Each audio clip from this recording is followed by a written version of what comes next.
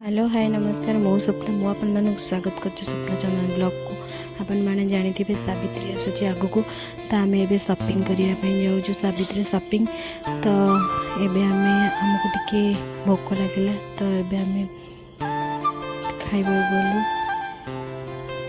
महल जाइए टिके किणाकिणी कर सारिकी तो आपण मैंने आगे कंटिन्यू करते आमर सावित्री शॉपिंग केमती हो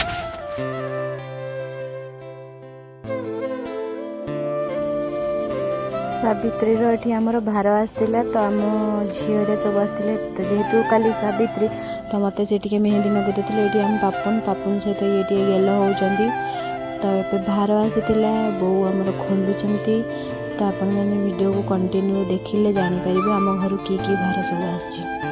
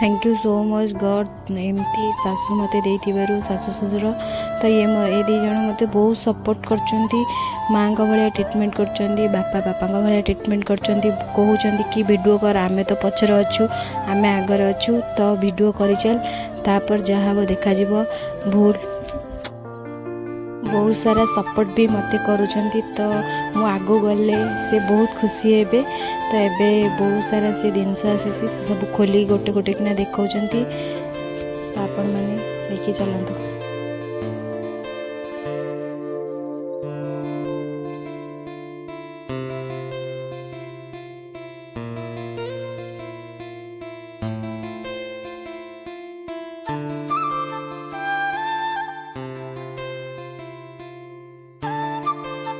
जेहेतु मोर फास्ट सावित्री व्रत तो मो बो देइचंदी ठाकुर तो ये बो खोलिकी सब ठाकुर देखा पूजा बोली देखो सांग मैंने ये मो भाई ये भी बो सहित बहुत सारा मजा मस्ती कर बो यहाँ कौन तो ये देखु चगला केते होउची चगला अधिक खाइबा कम से बहुत समस्त अनौची मु वीडियो कर मत भी अनौची तो सांग मैंने ये मो भौणी मो दी भौणी ये मो भाई ये मो मम्मी को पुओ मो सान भाई आप देखिपे आपण मैंने कंटिन्यू करंतु वीडियो आम कान्हाटी बहुत सारा नाच करीडियो कर खाऊनी तो ये देखो ये चगला हो जीव केमती काढ़ुची बहुत दुष्ट होची।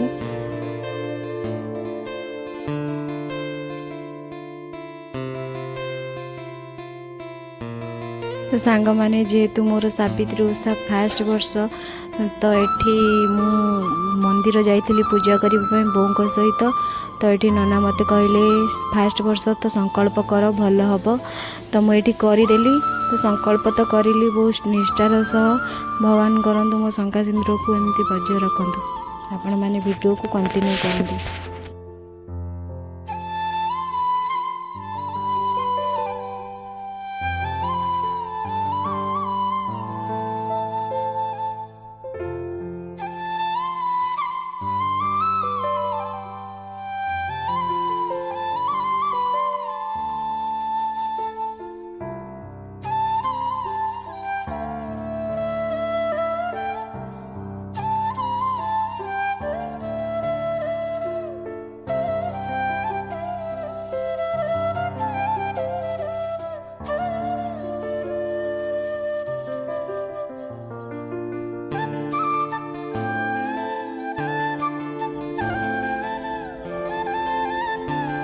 मैंने देखिपे आपण मैंने यहाँ जेहेतु मोर फास्ट ओषा तो बो मत कहले गोड़ धोई दे गोड़ धोईकी पाद पानी कर तो स्वामी कतरू।